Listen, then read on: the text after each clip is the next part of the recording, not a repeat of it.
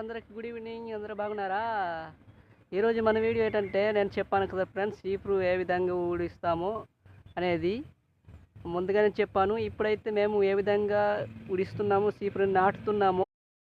ముందుగా అయితే మేము కొండ చీపురు దగ్గర ఉన్న కొన్ని మొక్కలైతే మేము నరుకుతాము.